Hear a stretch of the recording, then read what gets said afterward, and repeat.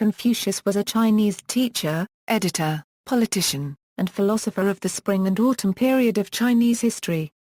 The philosophy of Confucius emphasized personal and governmental morality, correctness of social relationships, justice and sincerity. His followers competed successfully with many other schools during the Hundred Schools of Thought era, only to be suppressed in favor of the Legalists during the Qin Dynasty. Following the victory of Han over Chu after the collapse of Qin, Confucius's thoughts received official sanction and were further developed into a system known as Confucianism. Confucius is traditionally credited with having authored or edited many of the Chinese classic texts, including all of the 5 classics, but modern scholars are cautious of attributing specific assertions to Confucius himself. Aphorisms concerning his teachings were compiled in the Analects, but only many years after his death. Confucius's principles had a basis in common Chinese tradition and belief. He championed strong family loyalty, ancestor worship, respect of elders by their children and of husbands by their wives. He also recommended family as a basis for ideal government. He espoused the well-known principle "do not do to others what you do not want done to yourself," an early version of the Golden Rule. Names: Confucius' family and personal name respectively was Kongqiu. His courtesy name was Tsungni. In Chinese, he is most often known as Kongzi. He is also known by the honorific Confuzi. In the Wadea-Eurogiles system of romanization, the honorific name is rendered as Kungfuzu. The Latinized name Confucius is derived from Confuzi, and was first coined by 16th-century Jesuit missionaries to China, most probably by Matteo Ricci. Within the Analects, he is often referred to simply as the Master. In 1 AD, Confucius was given his first posthumous name, the laudably declarable Lord Ni. In 1530, he was declared the extremely sage departed teacher. He is also known separately as the Great Sage, first teacher, and model teacher for 10,000 ages. Background: according to tradition, 3 generations before Confucius' time, his ancestors had migrated from the Song state to the Lu state. Confucius was said to have been a descendant of the Shang kings or priests through the Dukes of Song. Biography: early life. It is generally thought that Confucius was born in 551 BC. His birthplace was in Zhou, Lu state. His father Kong He, also known as Shu Liang He, was an officer in the Lu military. Kong He died when Confucius was 3 years old, and Confucius was raised by his mother Yan Tangzai in poverty. At age 19 he married his wife, surnamed Qin, and a year later the couple had their first child, Kong Li. Confucius was born into the class of Shi, between the aristocracy and the common people. He is said to have worked as a shepherd, cowherd, clerk, and a bookkeeper. When his mother died, Confucius is said to have mourned for 3 years, as was the tradition. Political career: the Lu state was headed by a ruling ducal house. Under the duke were 3 aristocratic families, whose heads bore the title of viscount and held hereditary positions in the Lu bureaucracy. The Ji family held the position minister over the masses, who was also the prime minister. The Meng family held the position minister of works. And the Shi family held the position minister of war. In the winter of 505 BC, Yang Hui, a retainer of the Ji family, rose up in rebellion and seized power from the Ji family. However, by the summer of 501 BC, the 3 hereditary families had succeeded in expelling Yang Hu from Lu. By then, Confucius had built up a considerable reputation through his teachings, while the families came to see the value of proper conduct and righteousness, so they could achieve loyalty to a legitimate government. Thus, that year, Confucius came to be appointed to the minor position of governor of a town. Eventually, he rose to the position of minister of crime. Confucius desired to return the authority of the state to the duke by dismantling the fortifications of the city strongholds belonging to the 3 families. This way, he could establish a centralized government. However, Confucius relied solely on diplomacy as he had no military authority himself. In 500 BC, Hufan, the governor of Hou, revolted against his lord of the Shu family. Although the Meng and Shi families unsuccessfully besieged Hu, a loyalist official rose up with the people of Hu and forced Hu Fan to flee to the Qi state. The situation may have been in favor for Confucius, as this likely made it possible for Confucius and his disciples to convince the aristocratic families to dismantle the fortifications of their cities. Eventually, after a year and a half, Confucius and his disciples succeeded in convincing the Shu family to raise the walls of Hu, the Ji family in raising the walls of Bi, and the Meng family in raising the walls of Cheng. First, the Shu family led an army towards their city Hu and tore down its walls in 498 BC. Soon thereafter, Gongsun Furo a retainer of the Ji family revolted and took control of the forces at Bi. He immediately launched an attack and entered the capital Lu. Earlier, Gongsun had approached Confucius to join him, which Confucius considered at first. Even though he disapproved the use of a violent revolution, the Ji family dominated the Lu state by force for generations and had exiled the previous duke. Although he wanted the opportunity to put his principles in practice, Confucius gave up on this idea in the end. Creel states that, unlike the rebel Yang Hu before him, Gongsun may have sought to destroy the three hereditary families and restore the power of the duke. However, Dubs states that he was instigated by Viscount Ji Huan to invade the Lu capital in an attempt to avoid dismantling the Bi-fortified walls.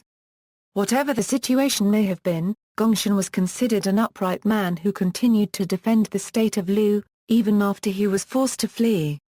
During the ordeal, Zhang Yu had managed to keep the duke and the three viscounts together at the court. Zhang Yu was one of the disciples of Confucius and was arranged the position of governor at the Ji family by Confucius. When Confucius heard of the raid, he requested from Viscount Ji Huan to allow the duke and his court to retreat to a stronghold on his palace grounds. Thereafter, the heads of the three families in the duke retreated to the Ji's palace complex and ascended the Wuxi terrace. Confucius ordered two officers to lead an assault against the rebels. At least one of the two grandees was a retainer of the Ji family, although according to Dubs probably both were, but they were unable to refuse the orders while in the presence of the duke, viscounts, and court. The rebels were followed in pursuit and defeated in Gai. Immediately after this revolt was stricken down, the Ji family razed the Bi city walls to the ground. According to Dubs, the attackers retreated after realizing that they would have to become rebels against the state and against their own lord. If so, according to Dubs, this incident resulted that the Bi officials inadvertently revolted against their own lord through Confucius' doing, thus forcing Viscount Ji Huan's hand in having to dismantle the walls of Bi or confess to instigating the event by going against proper conduct and righteousness as an official.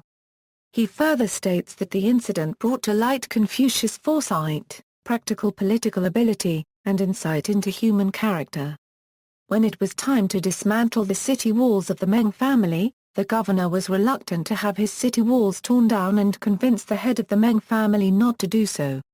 The Zuozuan recalls that the governor advised against razing the walls to the ground as he said that it made Cheng vulnerable to the Qi state and caused the destruction of the Meng family.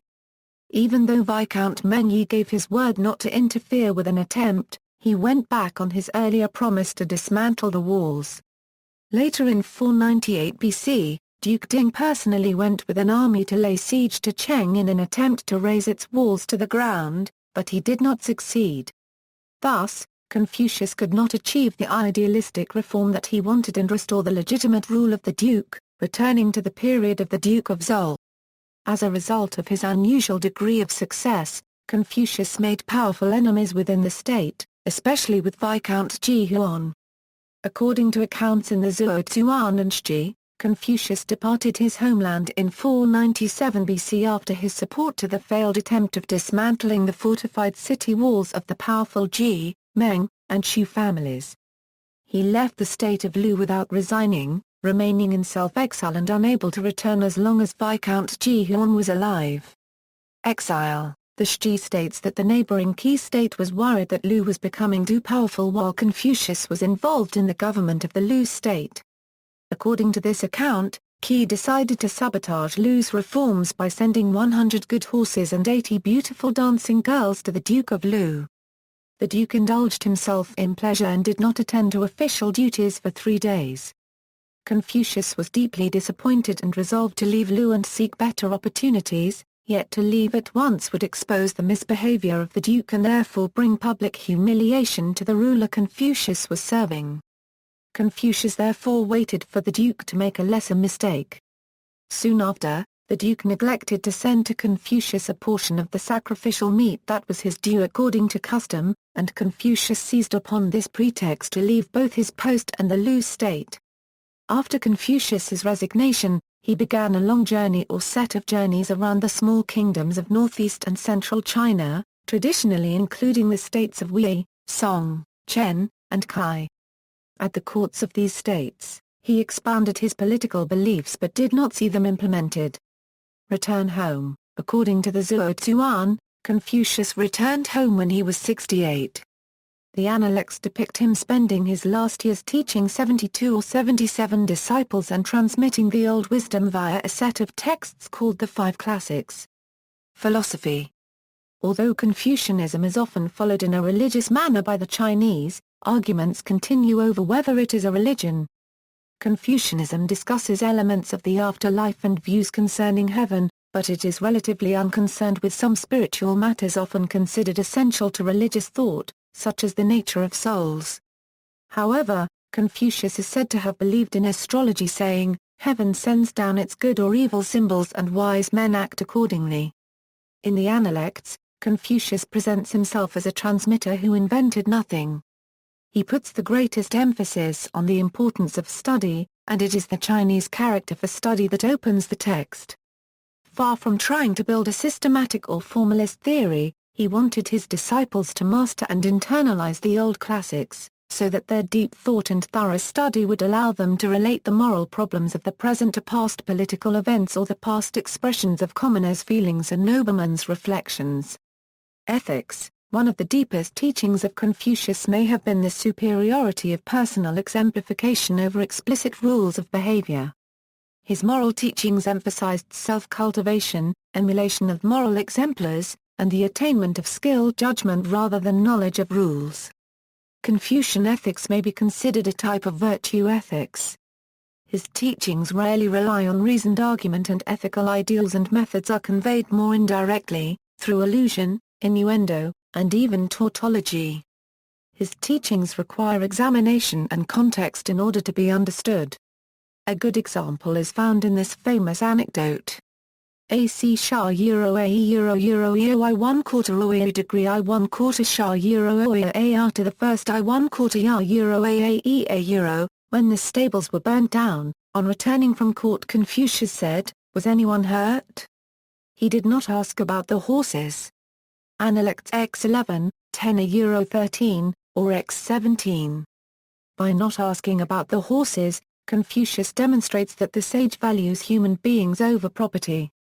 Readers are led to reflect on whether their response would follow Confucius's and to pursue self-improvement if it would not have.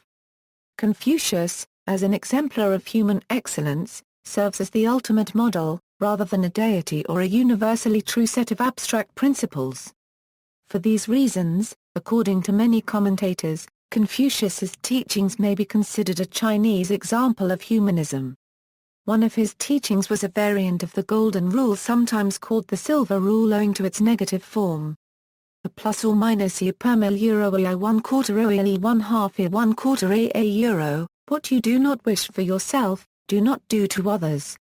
AE squared telephone E degree I 1/4 Shah Euro OE IO per mil Euro E Euro E Euro OE A to micron E OE to the first E Euro R to the first A Euro I 1/4 E degree I 1/4 Shah Euro OE paragraph E R to the first I 1/4 A plus or minus E per mil Euro A Euro A 1/2 E 1/4 A Euro A Euro Zygong. A disciple asked, "Is there any one word that could guide a person throughout life?"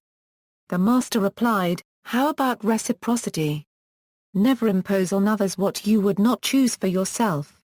Analects 1524, tr. David Hinton. Often overlooked in Confucian ethics are the virtues to the self, sincerity and the cultivation of knowledge. Virtuous action towards others begins with virtuous and sincere thought, which begins with knowledge. a virtuous disposition without knowledge is susceptible to corruption, and virtuous action without sincerity is not true righteousness. Cultivating knowledge and sincerity is also important for one's own sake. The superior person loves learning for the sake of learning and righteousness for the sake of righteousness. The Confucian theory of ethics is exemplified in LC as based on three important conceptual aspects of life: ceremonies associated with sacrifice to ancestors and deities of various types, social and political institutions, and the etiquette of daily behavior. It was believed by some that LC originated from the heavens, but Confucius stressed the development of LC through the actions of sage leaders in human history. His discussions of LC seem to redefine the term to refer to all actions committed by a person to build the ideal society, rather than those simply conforming with canonical standards of ceremony. In the early Confucian tradition, LC was doing the proper thing at the proper time, balancing between maintaining existing norms to perpetuate an ethical social fabric, and violating them in order to accomplish ethical good. Training in the LC of past sages cultivates in people virtues that include ethical judgment about when LC must be adapted in light of situational contexts. In Confucianism, the concept of li is closely related to ya, which is based upon the idea of reciprocity. Ya can be translated as righteousness, though it may simply mean what is ethically best to do in a certain context. The term contrasts with action done out of self-interest. While pursuing one's own self-interest is not necessarily bad, one would be a better, more righteous person if one's life was based upon following a path designed to enhance the greater good. Thus an outcome of ya is doing the right thing for the right reason. Just as action according to LC should be adapted to conform to the aspiration of adhering to ya, so ya is linked to the core value of Ra copyright N. Ra copyright N consists of 5 basic virtues: seriousness, generosity, sincerity, diligence and kindness. Ra copyright N is the virtue of perfectly fulfilling one's responsibilities toward others, most often translated as benevolence, or humaneness. Translator Arthur Waley calls it goodness, and other translations that have been put forth include authoritativeness, and selflessness. Confucius's moral system was based upon empathy and understanding others, rather than divinely ordained rules. To develop one's spontaneous responses of Ra copyright N so that these could guide action intuitively was even better than living by the rules of ya. Confucius asserts that virtue is a means between extremes. For example, the properly generous person gives the right amount a year, not too much and not too little. Politics. Confucius' political thought is based upon his ethical thought. He argues that the best government is one that rules through rights, and people's natural morality, rather than by using bribery and coercion. He explained that this is one of the most important analects: if the people be led by laws, and uniformity sought to be given them by punishments, they will try to avoid the punishment, but have no sense of shame. If they be led by virtue, and uniformity sought to be given them by the rules of propriety, they will have the sense of the shame, and moreover will become good. In the Great Learning, this sense of shame is an internalization of duty, where the punishment precedes the evil action, instead of following it in the form of laws as in legalism. Confucius looked nostalgically upon earlier days, and urged the Chinese, particularly those with political power, to model themselves on earlier examples. In times of division, chaos, and endless wars between feudal states, he wanted to restore the mandate of heaven that could unify the world, and bestow peace and prosperity on the people. Because his vision of personal and social perfections was framed as a revival of the ordered society of earlier times, Confucius is often considered a great proponent of conservatism, but a closer look at what he proposes often shows that he used past institutions and rites to push a new political agenda of his own, a revival of a unified royal state, whose rulers would succeed to power on the basis of their moral merits instead of lineage. These would be rulers devoted to their people, striving for personal and social perfection, and such a ruler would spread his own virtues to the people instead of imposing proper behavior with laws and rules. While he supported the idea of government ruling by a virtuous king, his ideas contained a number of elements to limit the power of rulers. He argued for according language with truth, and honesty was of paramount importance. Even in facial expression, truth must always be represented. Confucius believed that if a ruler were to lead correctly, by action, that orders would be deemed unnecessary and that others will follow the proper actions of their ruler.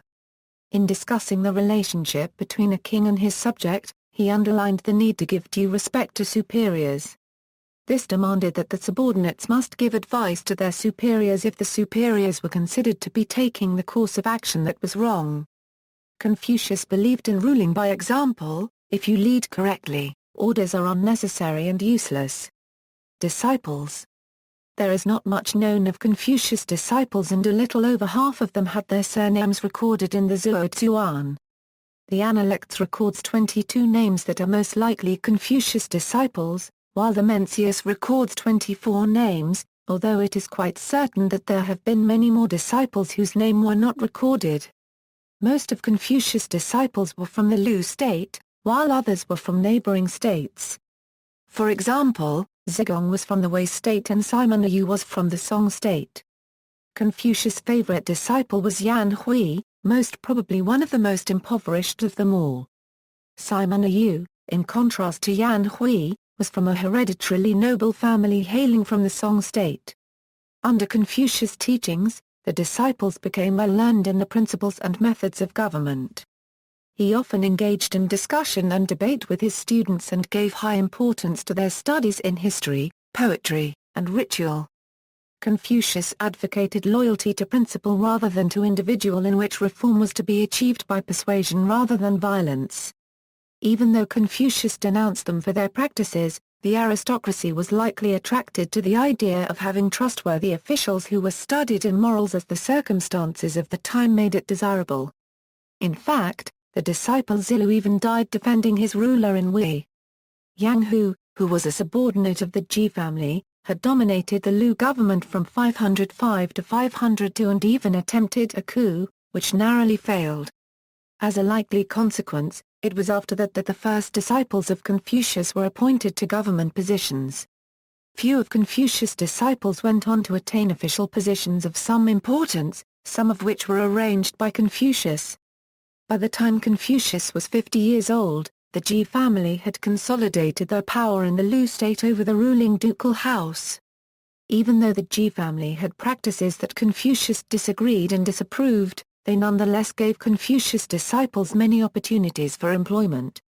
Confucius continued to remind his disciples to stay true to their principles and renounce those who did not, while being openly critical of the Ji family. Legacy. Confucius's teachings were later turned into an elaborate set of rules and practices by his numerous disciples and followers, who organized his teachings into the Analects. Confucius' disciples and his only grandson, Zisi, continued his philosophical school after his death. These efforts spread Confucian ideals to students who then became officials in many of the royal courts in China, thereby giving Confucianism the first wide-scale test of its dogma. Two of Confucius's most famous later followers emphasized radically different aspects of his teachings. In the centuries after his death, Mencius and Zhuangzi both composed important teachings elaborating in different ways on the fundamental ideas associated with Confucius. Mencius articulated the innate goodness in human beings as a source of the ethical intuitions that guide people towards Ra copyright N, Ya, and LC, while Zhuangzi underscored the realistic and materialistic aspects of Confucian thought, stressing that morality was inculcated in society through tradition and in individuals through training. In time, their writings, together with the Analects and other core texts, came to constitute the philosophical corpus of Confucianism. This realignment in Confucian thought was parallel to the development of legalism, which saw filial piety as self-interest and not a useful tool for a ruler to create an effective state. A disagreement between these two political philosophies came to a head in 223 BC when the Qin state conquered all of China. Li Si, Prime Minister of the Qin Dynasty, convinced Qin Shi Huang to abandon the Confucians' recommendation of awarding fiefs akin to the Zhou dynasty before them, which he saw as counter to the legalist idea of centralizing the state around the ruler. When the Confucian advisors pressed their point, Li Si had many Confucian scholars killed and their books burned, considered a huge blow to the philosophy and Chinese scholarship. Under the succeeding Han Dynasty and Tang Dynasty, Confucian ideas gained even more widespread prominence. Under Wudi, the works of Confucius were made the official imperial philosophy and required reading for civil service examinations in 140 BC, which was continued nearly unbroken until the end of the 19th century. As Mism lost support by the time of the Han, the main philosophical contenders were legalism, which Confucian thought somewhat absorbed, the teachings of Lao Tzu, whose focus on more mystic ideas kept it from direct conflict with Confucianism, and the new Buddhist religion, which gained acceptance during the Southern and Northern dynasties era. Both Confucian ideas and Confucian-trained officials were relied upon in the Ming dynasty and even the Yuan dynasty, although Kublai Khan distrusted handing over provincial control. During the Song dynasty, the scholar Zhuzai added ideas from Taoism and Buddhism into Confucianism. In his life, Zhuzai was largely ignored, but not long after his death his ideas became the new orthodox view of what Confucian texts actually meant. Modern historians view Zhuzai as having created something rather different, and call his way of thinking Neo-Confucianism. Neo-Confucianism held sway in China, Japan, Korea and Vietnam until the 19th century. The works of Confucius were translated into European languages through the agency of Jesuit scholars stationed in China. Matteo Ricci started to report on the thoughts of Confucius, and Father Prospero in Torcetta published the life and works of Confucius into Latin in 1687. It is thought that such works had considerable importance on European thinkers of the period, particularly among the deists and other philosophical groups of the Enlightenment who were interested by the integration of the system of morality of Confucius into Western civilization. In the modern era Confucian movements, such as New Confucianism, still exist, but during the Cultural Revolution, Confucianism was frequently attacked by leading figures in the Communist Party of China. This was partially a continuation of the condemnations of Confucianism by intellectuals and activists in the early 20th century as a cause of the ethnocentric close-mindedness and refusal of the Qing dynasty to modernize that led to the tragedies that befell China in the 19th century. Confucius's works are studied by scholars in many other Asian countries, particularly those in the Chinese cultural sphere, such as Korea, Japan and Vietnam. Many of those countries still hold the traditional memorial ceremony every year. The Ahmadiyya Muslim community believes Confucius was a divine prophet of God, as were Lao Tzu and other eminent Chinese personages. In modern times, asteroid 7853, Confucius, was named after the Chinese thinker. Visual portraits, no contemporary painting or sculpture of Confucius survives, and it was only during the Han Dynasty that he was portrayed visually. Carvings often depict his legendary meeting with Laozi. Since that time there have been many portraits of Confucius as the ideal philosopher. In former times, it was customary to have a portrait in Confucius temples. However, during the reign of Hongwu Emperor of the Ming Dynasty it was decided that the only proper portrait of Confucius should be in the temple in his hometown, Khufu. In other temples, Confucius is represented by a memorial tablet. In 2006, the China Confucius Foundation commissioned a standard portrait of Confucius based on the Tang Dynasty portrait by Wu Dozi. Death and legacy. Burdened by the loss of both his son and his favorite disciples, he died at the age of 71 or 72. He died from natural causes. Confucius was buried in Konglin Cemetery, which lies in the historical part of Khufu. The original tomb erected there in memory of Confucius on the bank of the Xixi River had the shape of an axe. In addition, it has a raised brick platform at the front of the memorial for offerings such as sandalwood, incense and fruit. Memorials of Confucius. Soon after Confucius' death, Khufu, his hometown, became a place of devotion and remembrance. It is still a major destination for cultural tourism, and many people visit his grave and the surrounding temples. In Pan-China cultures, there are many temples where representations of the Buddha, Laozi and Confucius are found together. There are also many temples dedicated to him, which have been used for Confucianist ceremonies. The Chinese have a tradition of holding spectacular memorial ceremonies of Confucius every year, using ceremonies that supposedly derived from Zhou Li as recorded by Confucius, on the date of Confucius' birth. This tradition was interrupted for several decades in mainland China, where the official stance of the Communist Party and the state was that Confucius and Confucianism represented reactionary feudalist beliefs which held that the subservience of the people to the aristocracy is a part of the natural order. All such ceremonies and rites were therefore banned. Only after the 1990s did the ceremony resume. As it is now considered a veneration of Chinese history and tradition, even Communist Party members may be found in attendance. In Taiwan, where the Nationalist Party strongly promoted Confucian beliefs in ethics and behavior, the tradition of the memorial ceremony of Confucius is supported by the government and has continued without interruption. While not a national holiday, it does appear on all printed calendars, much as Father's Day does in the West. Descendants.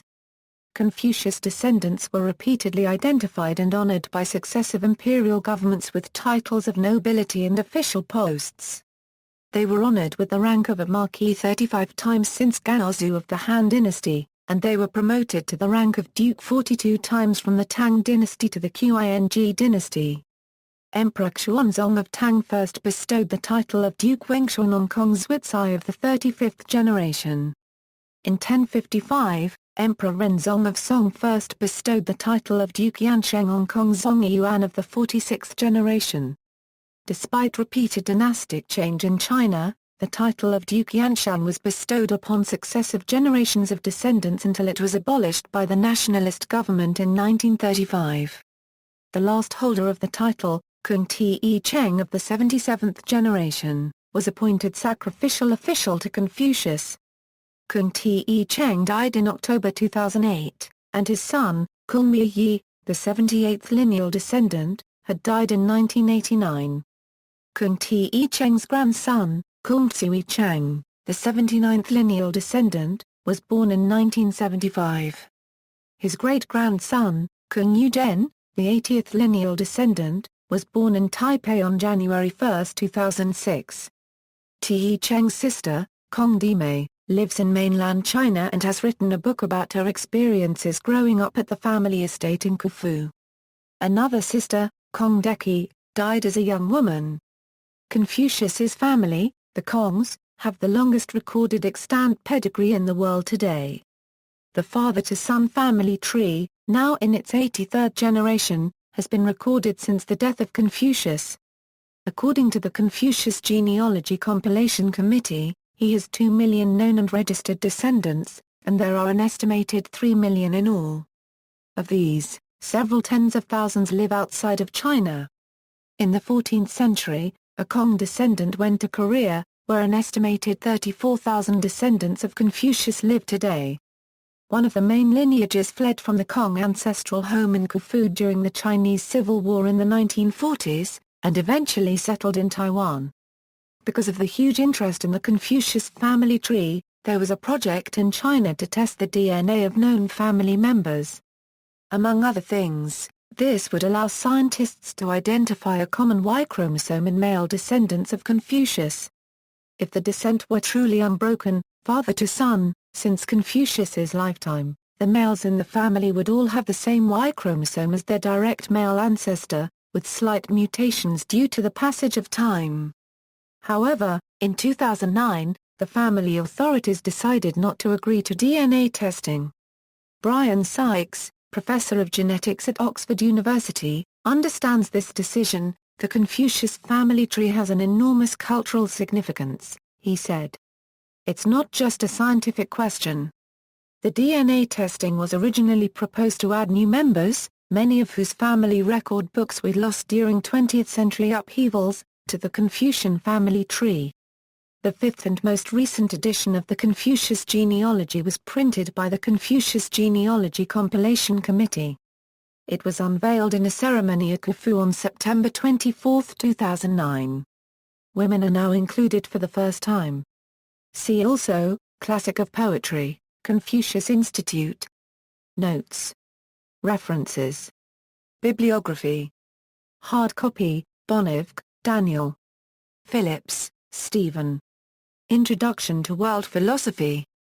New York, Oxford University Press. ISBN A978-0-19-515231-9. Creel, Harry Glessner. Confucius, The Man and the Myth. New York, John Day Company, Dubs, Homer H. The Political Career of Confucius. Journal of the American Oriental Society 66. JSTORA 596405. Hobson, John M. The Eastern Origins of Western Civilization. Cambridge, Cambridge University Press.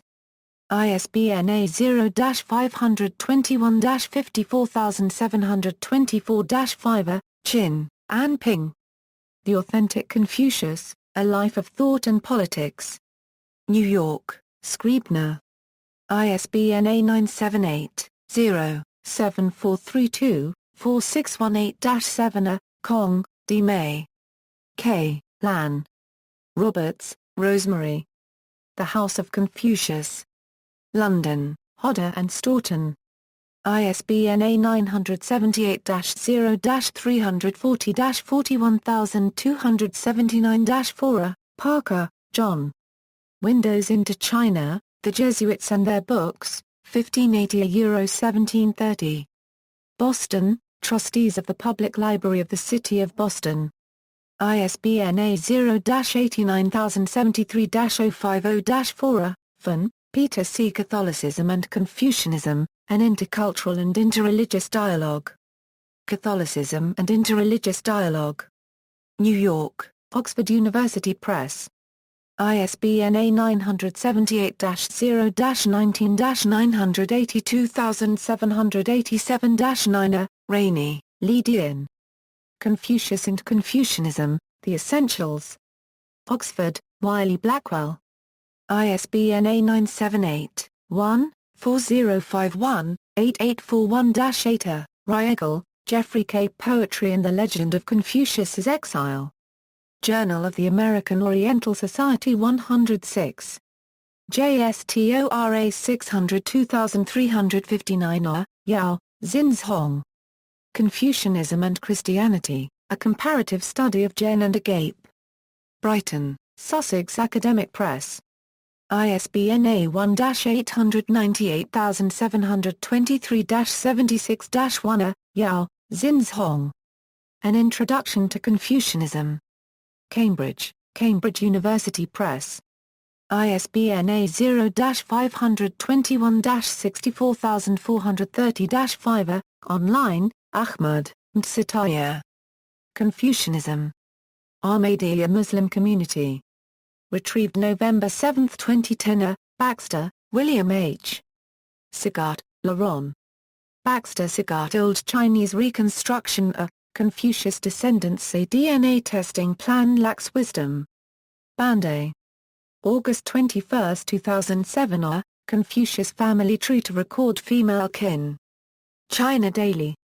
February 2, 2007. A Confucius Family Tree Recorded Biggest. China Daily. September 24, 2009. A Confucius Family Tree Revision Ends with 2 MLN Descendants. China Economic Net January 4, 2009. A DNA testing adopted to identify Confucius descendants. China Internet Information Center. June 19, 2006. A DNA test to clear up Confucius confusion. Ministry of Commerce of the People's Republic of China. June 18, 2006. A Riegel, Jeffrey. Confucius. The Stanford Encyclopedia of Philosophy. Stanford University. Q. Jane. Inheriting Confucius. Seed Magazine. Yan, Liang. Updated Confucius Family Tree has 2 million members. Xinhua, Zhou, Jing. New Confucius Genealogy out next year. China Internet Information Center. Further reading, Clements, Jonathan. Confucius, A Biography. Stroud, Gloucestershire, England, Sutton Publishing. ISBN 978-0-7509-4775-6. Confucius. Lunyu. Translation and notes by Simon Leys. New York, W. W. Norton. ISBN 0-393-04019-4. Confucius. Confucius, Analects a Euro with selections from traditional commentaries. Translated by E. Slingerland. Indianapolis, Hackett Publishing. ISBN 0-87220-635-1. Creel, Harry Glessner. Confucius and the Chinese Way. New York, Harper. Creel, Harry Glessner. Chinese Thought from Confucius to Mao Tse Tung. Chicago, University of Chicago Press. Csikszentmihalyi Lin, M. Confucianism, An Overview. In Encyclopedia of Religion. Detroit, Macmillan Reference USA. Dawson, Raymond. Confucius. Oxford, Oxford University Press. ISBN A0-19-287536-1. Fingeret, Hebert. Confucia User The Secular as Sacred. Long Grove, Illinois Waverlyn Press. ISBN A1-57766-010-2. Sue Marshine. Records of the Historian. Yang Xian Yi and Gladys Yang, trans. Hong Kong, Commercial Presser, Van Norden, B.W., ed. Confucius and the Analects, New Essays. New York, Oxford University Press.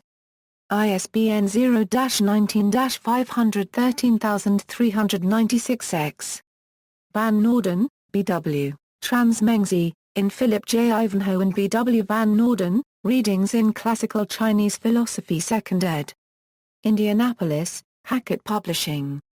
ISBN 0-87220-780-3. External links. Confucius entry in the Internet Encyclopedia of Philosophy, Confucius on In Our Time at the BBC. Multilingual website on Confucius and the Analects, Confucius entry by Jeffrey Riegel in the Stanford Encyclopedia of Philosophy, works by Confucius at Project Gutenberg, Confucian Analects, core philosophical passages in the Analects of Confucius.